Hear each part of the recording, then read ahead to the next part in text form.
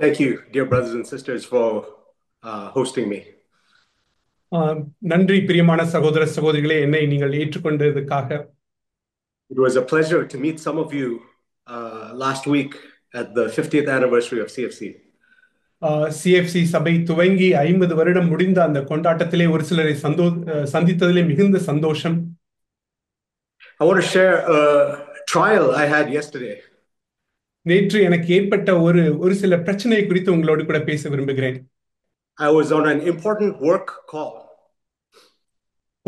ஒரு வேலை ஸ்தலத்திலே ஒரு முக்கியமான ஒரு மீட்டிங்ல நான் இருந்தேன். I was working from home. நான் வீட்டிலிருந்து வேலை செய்து கொண்டிருந்தேன். And all of a sudden my Wi-Fi failed. திடீரென்று என்னுடைய வைஃபை அது வேலை செய்யாமல் போய்விட்டது. So I quickly moved to my mobile phone and connected to the meeting.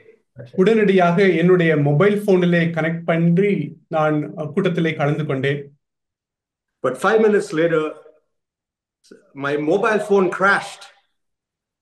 ஆனால் 5 நிமிடம் கழித்து என்னுடைய மொபைல் போனும் அது பழுதடைந்து கிராஷ் ஆகிவிட்டது. It's never happened to me in 15 years. 15 வருடங்களிலே இது போன்று எனக்கு நடந்ததே இல்லை. And I was so desperate because it was an important work meeting. அது முக்கியமான ஒரு வேலை ஸ்தலத்தில் நடக்கக்கூடிய ஒரு முக்கியமான கூட்டம், ஆகவே என்ன செய்வது என்று தெரியாமல் திகைத்து போயிருந்தேன். I was disconnected from everybody at work, everybody around me. என்னை சுற்றி இருக்கக்கூடியவர்கள், வேலை ஸ்தலத்தில் என்னை சுற்றி இருக்கக்கூடியவர்கள் எல்லாவற்றிலிருந்தும் முற்றிலுமாக துண்டிக்கப்பட்டவனாக இருந்தேன். My boss had no way to call me and reach me. என்னுடைய மேலதிகாரி என்னை அழைப்பதற்கு, என்னோடு கூட தொடர்பு கொள்வதற்கு வழியே இல்லாமல் இருந்தது. I was really disturbed by it. நான் அதை குறித்து மிகவும் சலனம் அடைந்திருந்தேன். And then the Lord reminded me. அப்பொழுது ஆண்டவர் எனக்கு இதை நினைவுபடுத்தினார். Are you disturbed when you can't hear from me? என்னிடத்திலிருந்து என்னுடைய சத்தத்தை நீ கேட்காமல் இருக்கும் பொழுது இதே மாதிரி நீ சலனம் அடைந்திருக்கிறாயா? There's a verse in Psalms 28 verse 1 which says, சங்கீதம் 28 1ஆம் வசனத்திலே இப்படி ஒரு வசனம் இருக்கிறது. To you, O Lord, I call my rock. Do not be deaf to me, for if you are silent to me, I will become like those who go down to the pit. சங்கீதம் 28:1 என் கண்மலையாகிய கர்த்தாவே, உம்மை நோக்கி கூப்பிடுகிறேன். நீர் கேளாதவர் போல மௌனமாய் இராதேயும். நீர் மௌனமாய் இருந்தால் நான் குழியில் இறங்குகிறவர்களுக்கு ஒப்பாவேன். In the Living Bible it says, I might as well give up and die if I don't hear from you today. Living வேதாகமத்திலே உம்முடைய சத்தத்தை நான் கேட்காமல் இருந்தால் நான் மரித்து போவதே நலம் என்று சொல்லப்பட்டிருக்கிறது. Do we have that attitude, brothers and sisters? I would rather give up and die if I don't hear from the Lord today. நான் ஆண்டவரிடத்திலிருந்து கேட்காமல் இருப்பேன் என்றால் அதற்கு நான் மரித்து போவதே நலம் என்று சொல்லக்கூடியதான மனப்பான்மை நமக்கு உண்டாயிருக்கிறதா பிரியமான சகோதர சகோதரிகளே? We know that verse, Isaiah 50 verse 4. ஏசாயா 50 4ஆம் வசனம் நமக்கு நன்றாக தெரியும். It says, God awakens me every day to listen to him as a disciple. ஆண்டவர் எனக்கு கல்விமானின் நாவை காலைதோறும் என்னை எழுப்புகிறார். கற்றுக்கொள்ளுகிறவர்களைப் போல நான் கேட்கும்படி என் செவியை கவனிக்க செய்கிறார். You know, when you wake up in the middle of the night, it is not. பாதி இரவிலே நாம் கண் முழிக்கும் பொழுது, remind yourself, God has woken you up to speak to you. என்னை ஆண்டவர் எழுப்பி இருக்கிறார், அவருடைய சத்தத்தை கேட்கும்படி என்று நினைவுபடுத்திக் கொள்ளுங்கள். When you wake up in the morning, it is not your alarm clock that woke you up. நீங்கள் காலையில் எழும் பொழுது உங்களை எழுப்பி விட்டது உங்களுடைய அலார்ம் கிளாக் அல்ல. It is God who has woken you up. உங்களை எழுப்பினவர் தேவனே. And he's woken you up so that you can listen to what he has to say. அவர் உங்களை எழுப்பினது, அவர் என்ன உங்களுக்கு சொல்ல ஆயத்தமாயிருக்கிறாரோ அதை கேட்கும்படியே உங்களை எழுப்பி இருக்கிறார். And when we hear what he has to say, we must be quick to repent, quick to obey. அவர் நம்மிடத்திலே சொல்லுவதை கேட்கும் பொழுது உடனடியாக நாம் மனம் திரும்புவதற்கும் கீழ்ப்படிவதற்கும் ஆயத்தமாக இருக்க வேண்டும். Our theme is manifesting the life of Jesus in these last days. இயேசு கிறிஸ்துவினுடைய ஜீவனை இந்த கடைசி நாட்களிலே நாம் வெளிப்படுத்த வேண்டும் என்பதே நம்மளுடைய கருப்பொருளாக இருக்கிறது. The Bible says in 2 Corinthians chapter 4 that we manifest the life of Jesus by carrying the death of Jesus. 2 கொரிந்தியர் 4ஆம் அதிகாரத்திலே இயேசு கிறிஸ்துவனுடைய அந்த ஜீவனை நான் எப்படி வெளிப்படுத்த முடியும் என்றால் அவருடைய மரணத்தை நாம் சுமந்து திரிவதனாலே என்று நாம் வாசிக்கிறோம். What does it mean to carry the death of Jesus? இயேசு கிறிஸ்துவனுடைய மரணத்தை சுமந்து திரிவதென்றால் என்ன அர்த்தம்? It means that I am saying no to my own will. I'm putting to death my own will. என்னுடைய சொந்த சித்தத்திற்கு நோ, அதற்கு மரணம் என்று சொல்லுகிறோம். And I am saying yes to God's will. தேவனுடைய சித்தத்திற்கு ஆம் என்று சொல்லுகிறோம். That's how we manifest the life of Jesus. அப்படியாகத்தான் இயேசு கிறிஸ்துவினுடைய ஜீவனை நாம் வெளிப்படுத்துகிறோம். Why is that so important in these last days? அது ஏன் இந்த கடைசி நாட்களில் இவ்வளவு முக்கியமாக இருக்கிறது? Turn with me to 2 Timothy chapter 3. என்னோடு கூட 2 தீமோத்தேயு 3ஆவது அதிகாரத்திற்கு நாம் திரும்புவோம். This chapter talks about the last days. இந்த அதிகாரம் கடைசி நாட்களை குறித்து பேசப்படுகிறது. What do you think the last days are? கடைசி நாட்கள் என்றால் என்ன என்று நீங்கள் நினைக்கிறீர்கள்? Is it earthquakes and fires and wars? தீயும் போரும் பூகம்பமும் என்று நினைக்கிறீர்களா? It says verse 1, realize this, that in the last days difficult times will come. 1ஆம் வசனம் 2 தீமோத்தேயு 3:1 மேலும் கடைசி நாட்களில் கொடிய காலங்கள் வரும் என்று அறிவாயாக. What are those difficult times? Is it wars and wildfires and earthquakes? பூகம்பம், காட்டுத்தீ, இவைகள் தான் கொடிய காலங்களா? No, it is difficult times in the church. இல்லை, அது கொடிய காலங்கள், சபையிலே கொடிய காலங்கள். Here's what it says, verse 2, for men will be lovers of self, lovers of money, boastful, arrogant, disobedient to parents, ungrateful, unholy. 2ஆம் வசனம், எப்படியெனில் மனுஷர்கள் தற்பிரியராயும் பணப்பிரியராயும் வீம்புக்காரராயும் அகந்தையுள்ளவர்களாயும் தூஷிக்கிறவர்களாயும் தாய் தகப்பன்மாருக்கு கீழ்ப்படியாதவர்களாயும் நன்றி அறியாதவர்களாயும். Verse 3, unloving, irreconcilable, malicious gossips, without self-control, brutal, haters of good. 3ஆம் வசனம், பரிசுத்தம் இல்லாதவர்களாயும் சுபாவ அன்பில்லாதவர்களாயும் இணங்காதவர்களாயும் அவதூறு செய்கிறவர்களாயும் இச்சையடக்கம் இல்லாதவர்களாயும் கொடுமையுள்ளவர்களாயும் நல்லோரை பகைக்கிறவர்களாயும். Verse 4, treacherous, reckless, conceited, lovers of pleasure rather than lovers of God. 4ஆம் வசனம், துரோகிகளாயும் துணிகரம் உள்ளவர்களாயும் இருமாப்புள்ளவர்களாயும் தேவ பிரியராயிராமல் சுகபோக பிரியராயும் இருப்பார்கள். And how do we know this is a difficult time in the church? இது சபையிலே கொடிய காலம் என்று நாம் எப்படி அறிவோம்? Because verse 5 says they will be holding to a form of godliness. ஏனென்றால் 5ஆம் வசனத்திலே அவர்கள் தேவ பக்தியின் வேஷத்தை தரித்திருப்பார்கள். Brothers and sisters, it's important to examine ourselves. பிரியமான சகோதர சகோதரிகளே, நம்மை நாமே நிதானித்து பார்ப்பது மிகவும் முக்கியம். Are we claiming to be a lover of God, but truly we are lovers of money, lovers of pleasure? நாம் தேவனை நேசிக்கிறோம் என்று சொல்லிக்கொண்டு அந்த வேஷத்தை தரித்துக் கொண்டிருக்கிறவர்களாக இருக்கிறோமா? Young people, are you disobedient to your parents? இளைஞர்களே, நீங்கள் உங்கள் பெற்றோர்களுக்கு கீழ்ப்படியாதவர்களாக இருக்கிறீர்களா? Are you ungrateful? நீங்கள் நன்றி அறிதல் இல்லாதவர்களாக இருக்கிறீர்களா? Are you conceited? நீங்கள் இருமாப்புள்ளவர்களாக இருக்கிறீர்களா? Then you cannot claim to be a lover of God. அப்படி இருக்கும் பொழுது நீங்கள் தேவ பிரியர் என்று சொல்லவே முடியாது. What does it mean to be a lover of God? தேவ பிரியராய் இருப்பது என்றால் என்ன அர்த்தம்? 2 Corinthians chapter 11 talks about a simple, pure devotion to God. 2 கொரிந்தியர் 11ஆம் அதிகாரம் அந்த எளிமையான தேவ பக்தியை குறித்து அங்கு பேசப்படுகிறது. 2 Corinthians 11 verse 2 and 3 says, Paul says, I am jealous for you with a godly jealousy, for I betrothed you to one husband, so that to Christ I might present you as a pure virgin, but I am afraid as the serpent deceived Eve by his craftiness, your minds will be led astray from the simplicity and purity of devotion to Christ.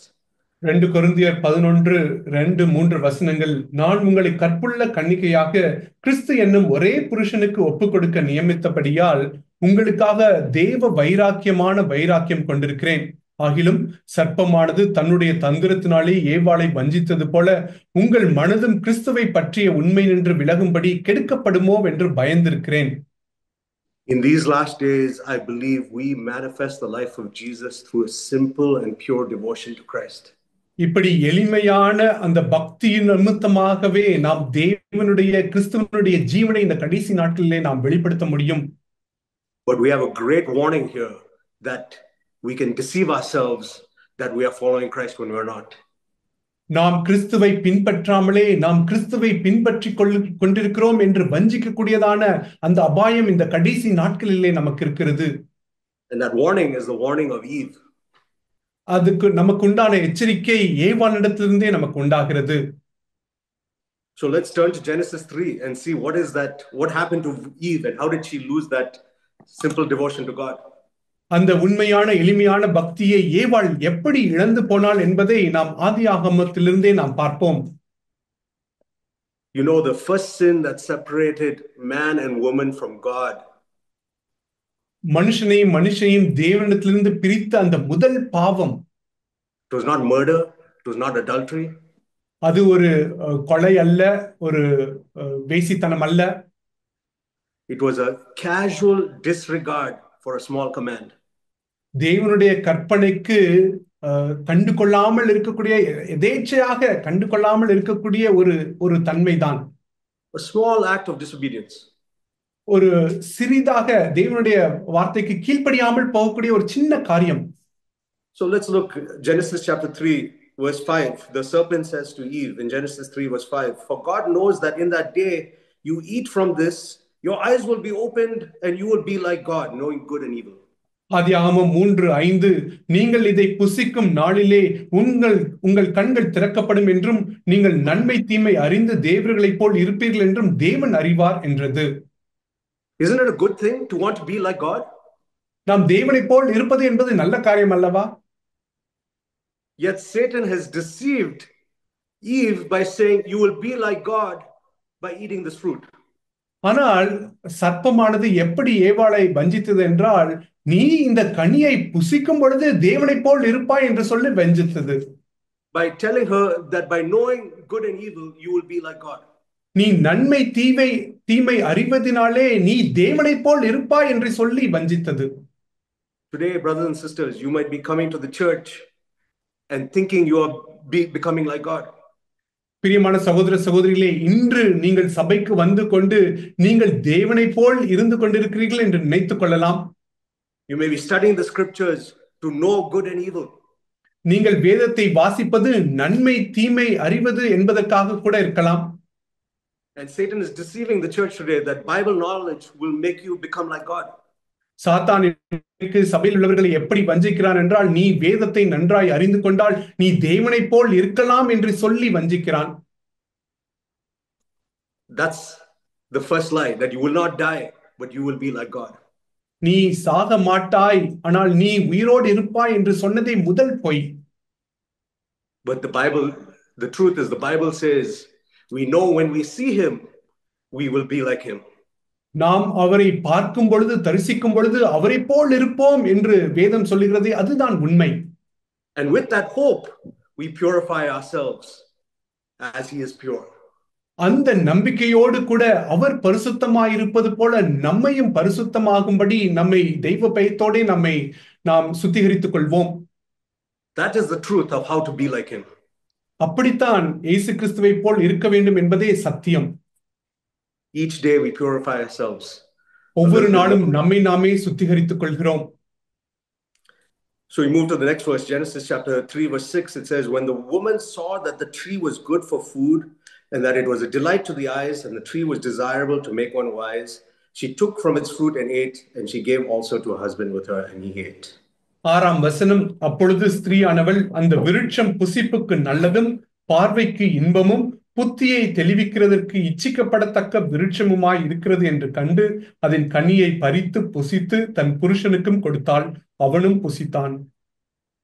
It wasn't an act of rebellion that Eve decided to eat from this fruit. ஒரு முரட்டாட்டத்தினாலே அந்த கனியை அந்த மரத்திலிருந்து பறித்து புசிக்க வேண்டும் என்று அவள் தீர்மானிக்கவில்லை. We see 3 things here that tempted her. ஆனால் இங்கு 3 காரியங்கள் அவளை சோதித்ததை நாம் பார்க்கிறோம். The first one is she looked at it and she said it's good for food. அவள் முதலாவதாக அதை பார்க்கும் பொழுது விருட்சம் புசிப்புக்கு நல்லது என்று பார்த்தாள். Today also, the Lord is giving us some small commands. இன்றைக்கும் கூட தேவன் நமக்கு ஒரு சிறிய கற்பனைகளை கொடுக்கிறார். But are you driven by your appetite or your feelings or what your flesh wants to do? ஆனால் நீங்கள் உங்களுடைய மாம்சம் என்ன செய்ய விரும்புகிறதோ மாம்சத்தின் விருப்பத்தின்படி நீங்கள் நடத்தப்படுகிறீர்களா? Has your appetite for food become your God?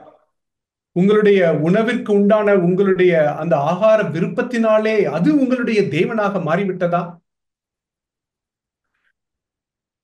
The Lord is saying,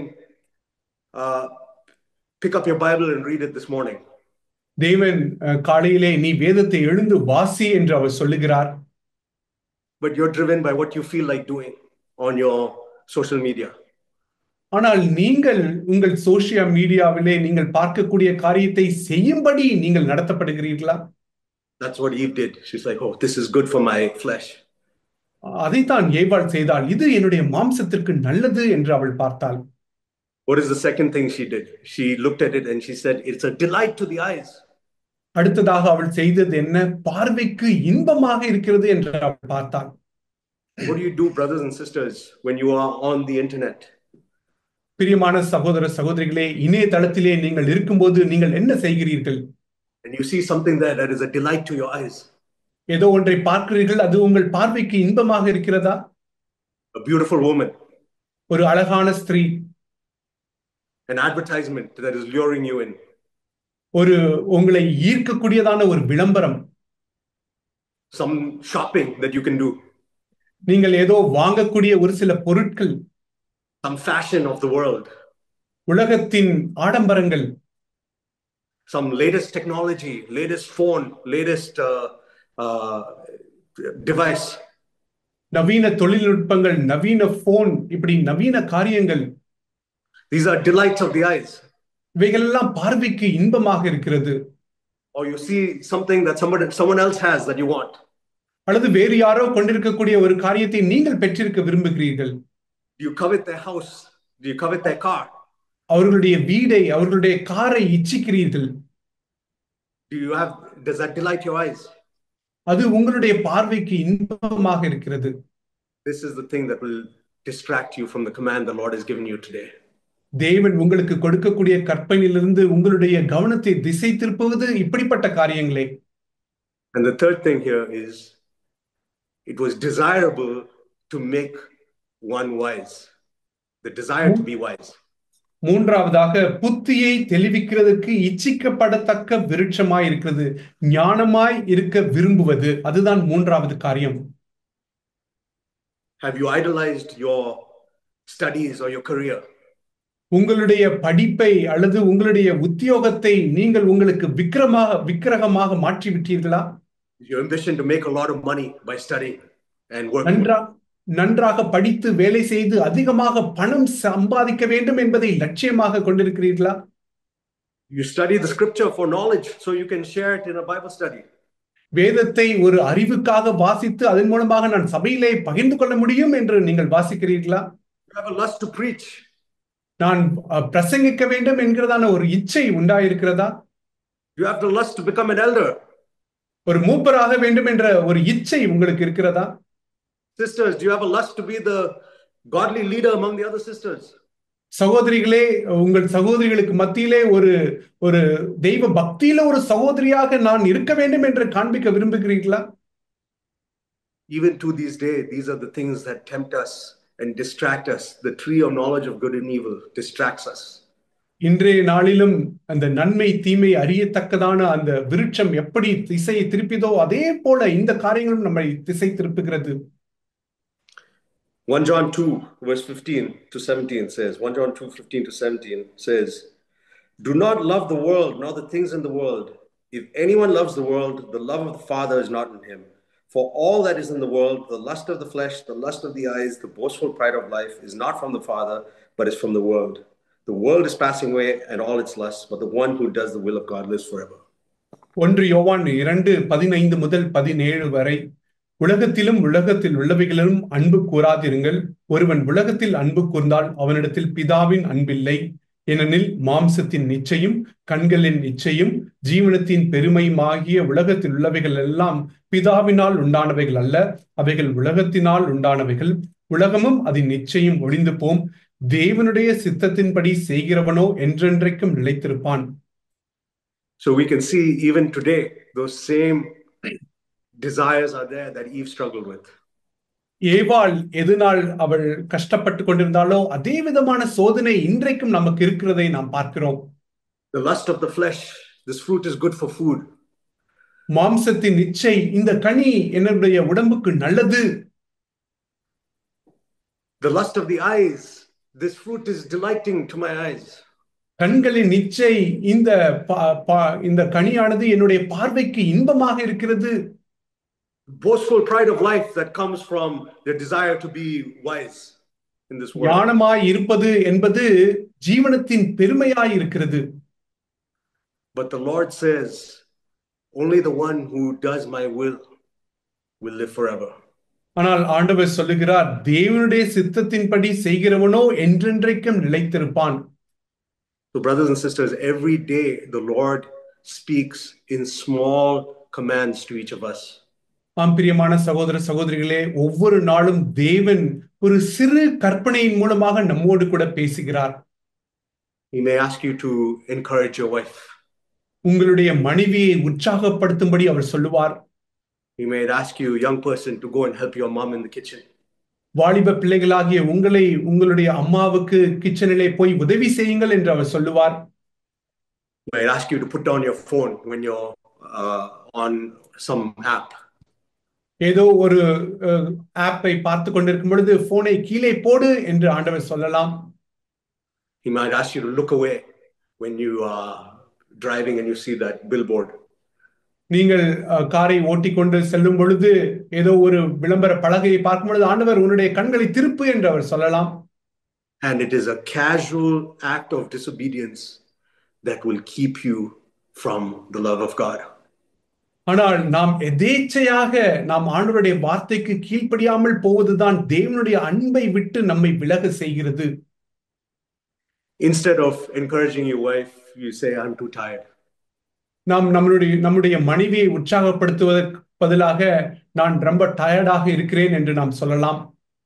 Instead of helping my mom in the kitchen, I'll say like, no, I'm too busy on my phone right now. நம்முடைய அம்மாவுக்கு சமையல் அறையிலே உதவி செய்வதற்கு பதிலாக நான் என்னுடைய போனிலே நான் பிஸியாக இருக்கிறேன் என்று நாம் சொல்லலாம்.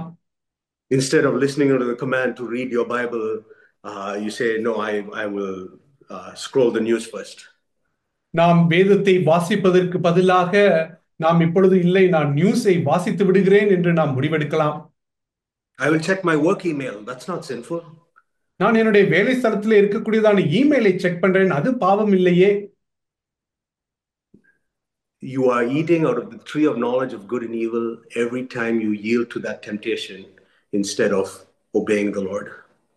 தேவனுடைய கற்பனைக்கு, அந்த சிறு சிறு கற்பனைக்கு கீழ்ப்படிவதற்கு பதிலாக உங்களுடைய சொந்த சித்தத்தையே நீங்கள் செய்கிறீர்கள். Let's look at Jesus' example of obedience and simple devotion to the Father. இந்த உண்மையான எளிமையான அந்த பக்தியின் மூலமாக இயேசு கிறிஸ்து பிதாவினிடத்திலே கொண்டிருந்த அந்த கீழ்ப்படிதலை நாம் பார்ப்போம். John 14 verse 31. John chapter 14 verse 31. யோவான் 14:31. This is how Jesus showed that he loved his Father. இப்படியாகத்தான் இயேசு கிறிஸ்து தம்முடைய பிதாவை அவர் அன்பு கூர்ந்தார் என்று அவர் காண்பிக்கிறார். He says, so that the world may know that I love the Father, I do exactly as the Father commands me. யோவான் 14:31. நான் பிதாவில் அன்பாயிருக்கிறேன் என்றும் பிதா எனக்கு கட்டளையிட்டபடியே செய்கிறேன் என்றும் உலகம் அறியும்படிக்கு இப்படி நடக்கும், எழுந்திருங்கள் என்று அவர் சொல்லுகிறார். Exactly as the Father commands. பிதா கட்டளையிட்டபடியே. Brothers and sisters, we hear some strong words from the pulpit. நாம் பிரசங்க மேடையிலிருந்து ஒரு வலிமையான வார்த்தைகளை நாம் கேட்கிறோம். When we go back home, does the tree of knowledge and good and evil steal that word from us? நாம் வீட்டுக்கு திரும்ப செல்லும் பொழுது அந்த நன்மை தீமை அறியக்கூடிய அந்த விருட்சமானது நாம் கேட்டவைகளை திருடுவதற்கு ஆயத்தமா இருக்கிறது? Or will we hold fast to that word? அல்லது நாம் அந்த வார்த்தையை தீவிரமாய் பிடித்துக் கொள்வோமா? And will we be quick to obey? நாம் கீழ்ப்படிவதற்கு தீவிரமாய் இருப்போமா? And will we be exact in following those commands? நாம் அந்த கற்பனைகளை அப்படியே செய்வதற்கு நாம் தீவிரமாய் இருப்போமா? Will we do it cheerfully? நாம் சந்தோஷமாய் அவைகளை செய்வோமா? David says in the Psalms, I delight in your commandments. தாவீது சங்கீதத்திலே உம்முடைய கற்பனைகளே நான் பூரிப்பாய் இருக்கிறேன் என்று அவர் சொல்லுகிறார். He says, I will run in the way of your commandments. உம்முடைய கற்பனைகளின்படியே நான் ஓடுவேன் என்று அவர் சொல்லுகிறார். That means he's so excited to obey immediately. அப்படி என்றால் அவர் உடனடியாக கீழ்ப்படிவதிலே அவ்வளவு பரவசமாய் இருந்தார். Brothers and sisters, simple and pure devotion to God means immediate and complete and cheerful obedience. பிரியமான சகோதர சகோதரிகளே, உண்மையான எளிமையான பக்தி என்னவென்றால் தேவனுடைய வார்த்தைக்கு அப்படியே நாம் 100% அப்படியே நாம் கீழ்ப்படிவதுதான். I will not question it. நான் அதை குறித்து கேள்வி கேட்க மாட்டேன். I will not have doubt creep in. ஒரு சந்தேகம் எனக்குள்ளாக வருவதற்கு நான் அனுமதிக்க மாட்டேன். I will not have unbelief creep in. ஒரு அவிசுவாசம் எனக்குள்ளாக நுழைவதற்கு நான் அனுமதிக்க மாட்டேன். But with the power of the Holy Spirit, I know I can obey every command. ஆனால் பரிசுத்த ஆவியின் வல்லமையினாலே ஒவ்வொரு கற்பனைக்கும் நான் கீழ்ப்படிய முடியும் என்று அறிவேன். In 1 John it says that we love because he first loved us. 1 யோவானிலே அவர் நம்மிடத்திலே அன்பு கூர்ந்ததினாலே நாம் அவரிடத்தில் அன்பு கூறுகிறோம் என்று வாசிக்கிறோம். And later on in that book it says, this is the love of God, that we keep his commandments. மேற்கொண்டு அதே அதிகாரத்திலே அவருடைய கற்பனைகளை கீழ்ப்படிவதுதான் அவரிடத்தில் அன்பு கூறுவது என்று நாம் வாசிக்கிறோம். But his commandments are not burdensome. அவருடைய கற்பனைகள் பாரமானவைகள் அல்லவே. How are they not burdensome? எப்படி அவைகள் பாரமானவைகளாக இல்லை? Because even to obey I need his help. ஏனென்றால் கீழ்ப்படிவதற்கும் அவருடைய ஒத்தாசை எனக்கு தேவை. Apart from him, like Jesus says in John 15, apart from me you can do nothing. யோவான் 15 இயேசு கிறிஸ்து சொல்லுவது போல அவர் அன்றி என்னால் ஒன்றும் செய்ய இயலாது. That's why I will not have any condemnation or discouragement. ஆகவேதான் எனக்குள்ளாக எந்த ஒரு ஆக்கினையும் எந்த ஒரு சோர்வும் இருக்காது. Because it is impossible for me to obey. ஏனென்றால் கீழ்ப்படிவது என்பது என்னால் அது கூடாத காரியம். But when the fruit is tempting my flesh, is delighting my eyes, and is tempting my intellect, I will cry out to the Lord for help. அந்த நன்மை தீமை அறியக்கூடியதான அந்த கனி என்னை சோதிக்கும் பொழுது, என்னுடைய மாம்சத்தை, என்னுடைய கண்களை, என்னுடைய அறிவை சோதிக்கும் பொழுது நான் உடனடியாக தேவனிடத்திலே ஒத்தாசைக்காக கதறுவேன். And I will say, Lord, I want to obey what you've commanded me today. ஆண்டவரே, நீர் எனக்கு இன்று கட்டளையிட்டவைகளை நான் கீழ்ப்படிவேன் என்று சொல்லுவேன். I want to put to death these desires. என்னுடைய இந்த விருப்பங்களை நான் மரணத்துக்கு ஒப்புவிக்க விரும்புகிறேன். So that the life of Jesus can be manifest in me. அதன் மூலமாக கிறிஸ்துவின் ஜீவன் என் மூலம் வெளிப்பட முடியும். Here's another example of Jesus's obedience and love for his Father.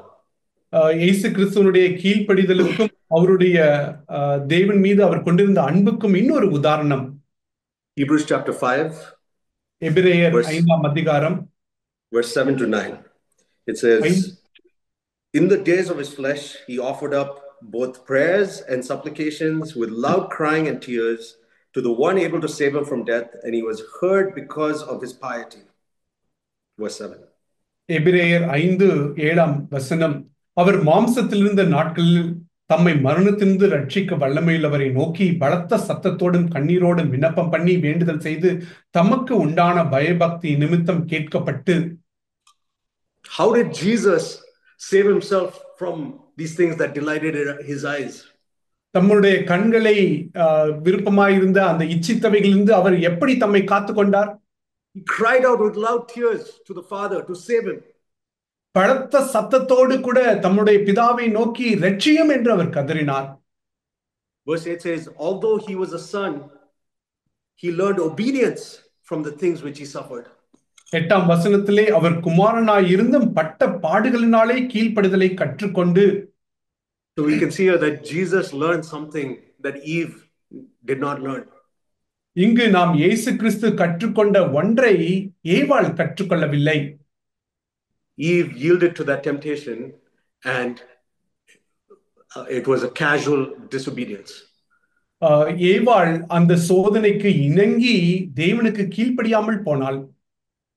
Jesus decided to suffer so that he could obey. ஆனால் இயேசு கிறிஸ்து பாடுபட தெரிந்து கொண்டு அதன் மூலமாக கீழ்ப்படிந்தார். He learned obedience by saying no to his feelings. தம்முடைய உணர்வுகளுக்கு இல்லை என்று சொல்வதன் மூலமாக அவர் பாடுபட்டார். He learned obedience by saying no to the lusts of his flesh. தங்களுடைய மாம்சத்தின் இச்சைக்கு நோ சொல்லுவதன் மூலமாக அவர் கீழ்ப்படிதலை கற்றுக்கொண்டார். He learned obedience by saying no to the lust of his eyes. தம்முடைய கண்களின் இச்சைக்கு இல்லை என்று சொல்வதன் மூலமாக கீழ்ப்படிதலை அவர் கற்றுக்கொண்டார். He learned obedience by saying no to the pride of life. ஜீவனத்தின் பெருமைக்கு நோ சொல்லி அவர் கீழ்ப்படிதலை கற்றுக்கொண்டார். Even in the 3 temptations of Christ, we can see those same 3 things. இயேசு கிறிஸ்து சந்தித்த அந்த 3 சோதனைகளிலுமே இந்த காரியங்களை நம்மால் பார்க்க முடிகிறது. He said no to the good food that Satan offered him. சாத்தான் ஆண்டவருக்கு கொடுத்த அந்த நல்ல ஆகாரத்திற்கு இயேசு கிறிஸ்து நோ என்று சொன்னார். He said no to the big powers of the world, to the kingdoms of the world that delighted his eyes. அவருடைய கண்களுக்கு இன்பமாய் காண்பித்த அந்த உலகத்தின் ஆசா பாசங்களுக்கு அல்லது அதிகாரங்களுக்கு அவர் நோ சொன்னார். He said no to the pride of showing that he was God and jumping off from the temple.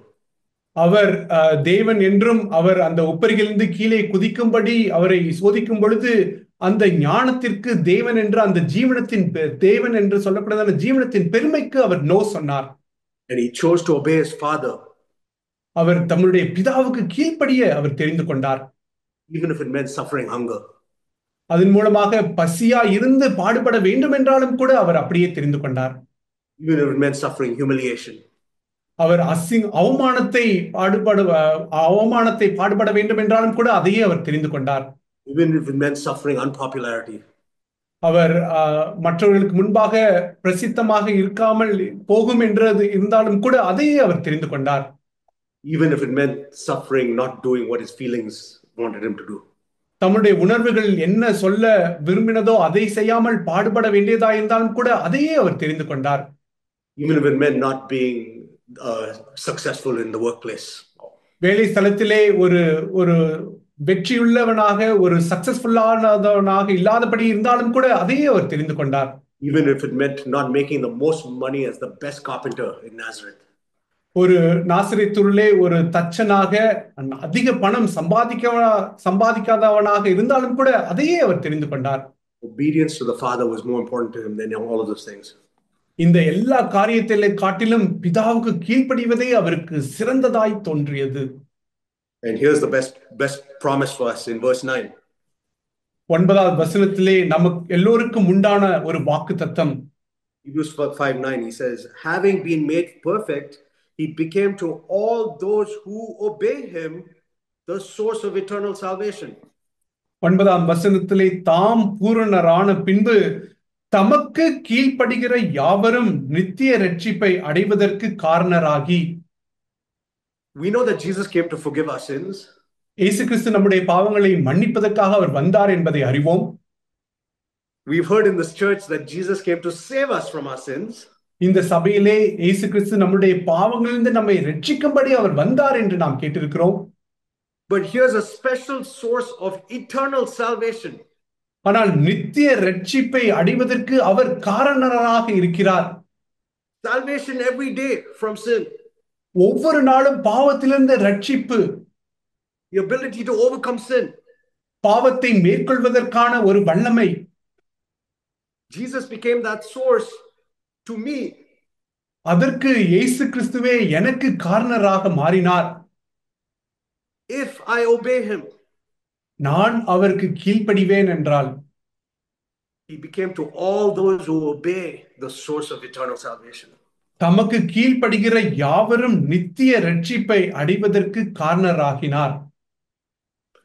Brothers and sisters, today the Lord might be asking you to give up something. பிரியமான சகோதர சகோதரிகளே, ஏதோ ஒரு காரியத்தை நீங்கள் விட்டு விடும்படி தேவன் ஒன்றை கேட்கலாம்.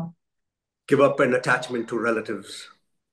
உங்களுடைய உறவினர்களோடு கூட இருக்கக்கூடிய அந்த நெருக்கத்தை விட்டு விடுங்கள்.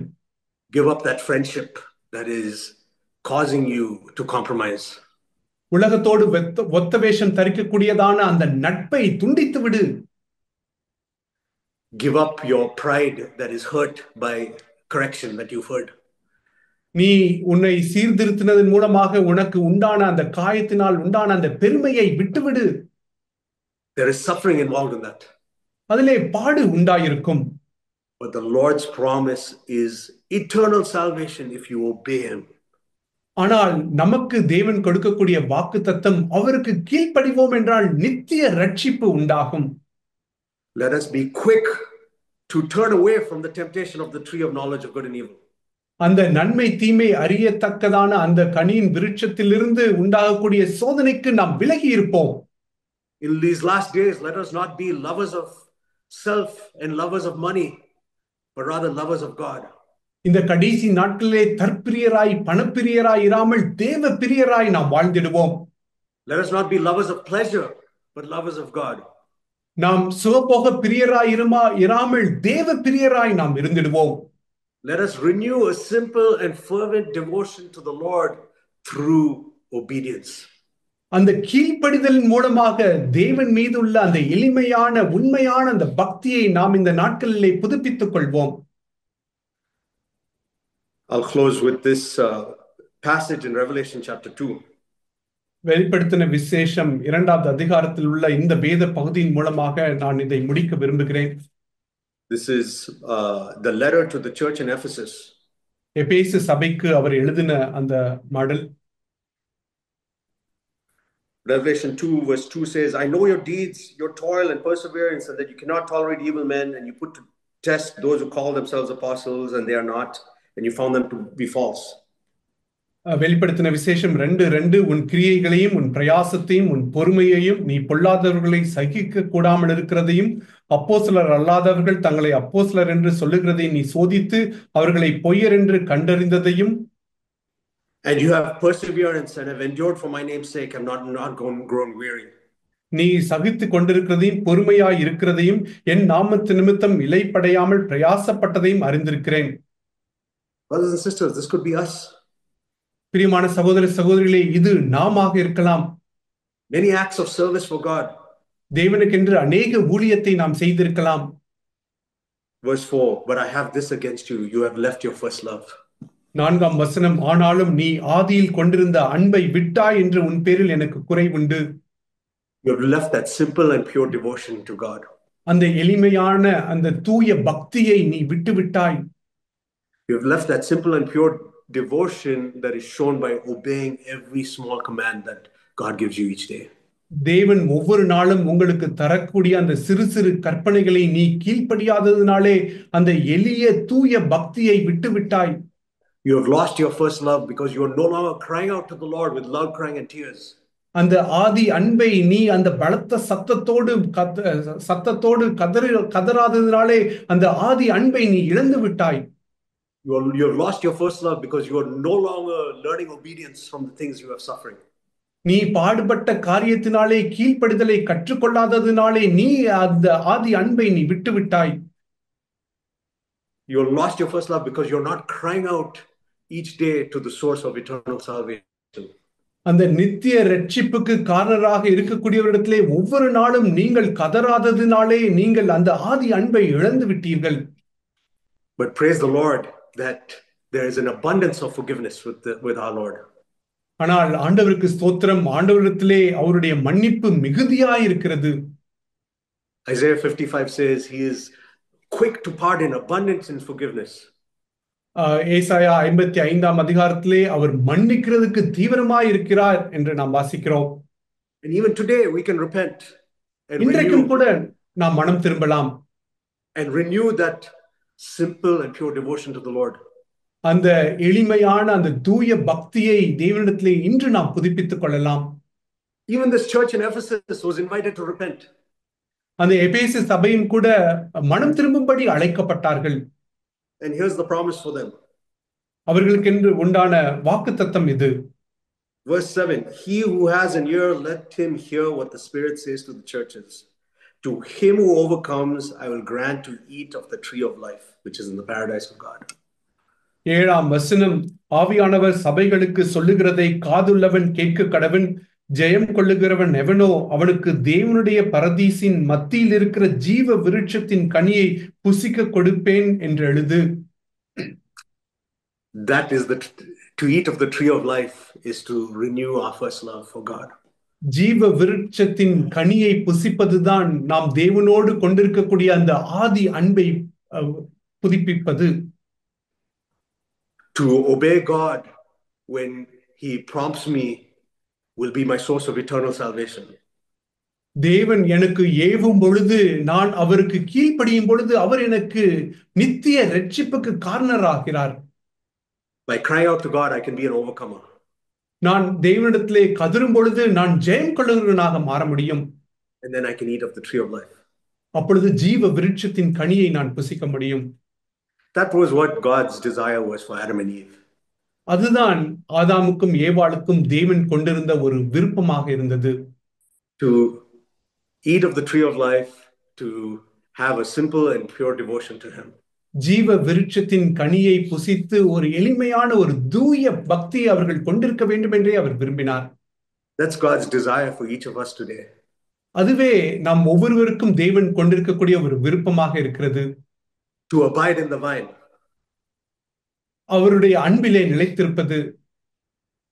To sit at his feet. அவருடைய பாதத்திலே அமர்ந்திருப்பது.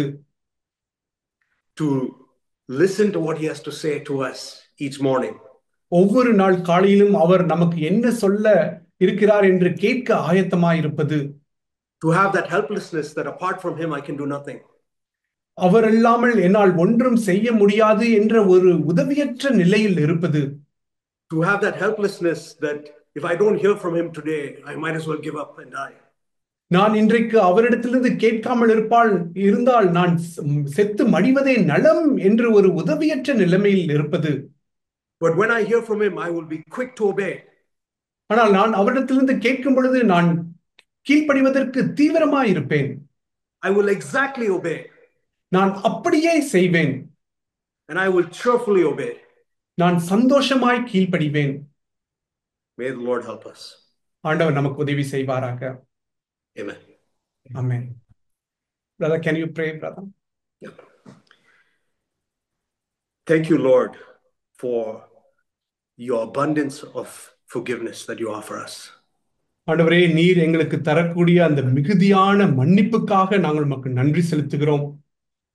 We repent of the times that we have pursued our appetite.